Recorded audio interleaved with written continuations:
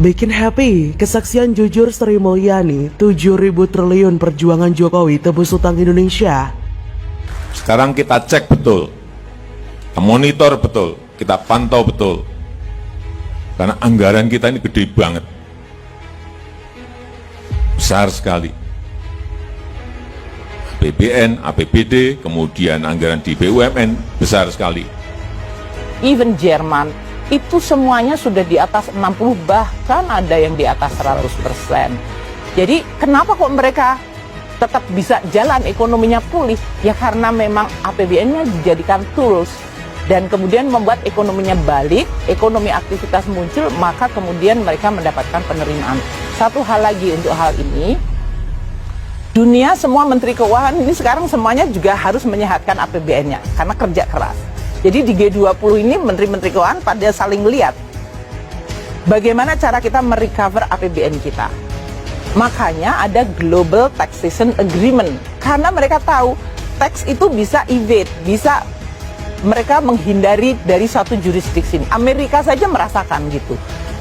Kabar baik sedang menyelimuti Indonesia.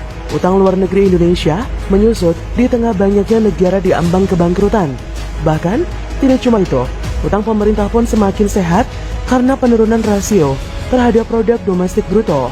Hal ini tentu menjadi kabar baik mengingat ke depan resiko akan melonjaknya utang menjadi sangat tinggi. Rasio utang terhadap PDB saat ini adalah 39% dengan nominal utang mencapai 7.040,32 triliun rupiah. Dengan penerimaan yang kuat dari Commodity Boom, menurut Menteri Keuangan Sri Mulyani, rasio utang Indonesia terhadap PDB sebenarnya telah turun 13% dan masih tergolong aman. Hal itu berbeda dengan negara-negara lain. Pandemi Covid yang sudah memasuki tahun ketiga, tapi masih banyak negara yang mengalami defisit sangat dalam. Beberapa negara menurut Sri Mulyani rasio utangnya sudah di atas 60%, bahkan ada yang 80%, bahkan 100% terhadap PDB. Jadi kata Sri Mulyani, mereka sekarang memiliki rasio utang terhadap PDB yang lebih dramatis. Dan untuk negara yang berpenghasilan rendah dan rentan situasinya menjadi tidak berkelanjutan. Kondisi ini bermuara terhadap peningkatan utang publik untuk negaranya. Oleh karena itu dalam kepemimpinan Indonesia dalam presidensi G20 berupaya untuk menyingkronkan kerangka kebijakan dan diskusi bersama dengan negara G20 untuk mencari solusi untuk negara berpenghasilan rendah yang tengah terlilit utang. Menurut IMF, lebih dari 60 negara berada dalam kondisi yang sangat rentan secara finansial dan oleh karena itu dunia perlu merespon. Di sisi lain, Wapres Ma'ruf Amin menegaskan utang Indonesia sudah diperhitungkan dan tidak merusak kedaulatan negara. Bahkan kata Wapres, tidak ada negara di dunia yang tidak berutang. Bahkan Amerika yang menjadi salah satu negara kuat juga mempunyai utang. Wapres pun mengungkapkan bahwa dalam hubungan antar negara, memberikan bantuan utang adalah wajar. Secara rinci, komposisi utang hingga 31 Mei berasal dari penarikan surat berharga negara yang sebesar 6.175,83 triliun atau mencapai 88,20%.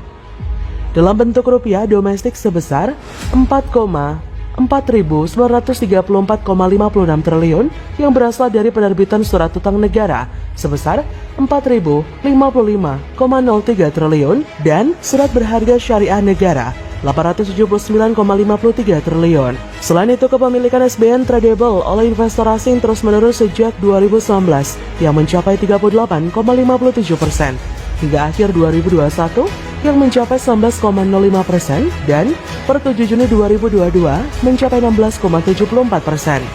Adapun komposisi utang dalam bentuk falas sebesar 1.241,27 triliun.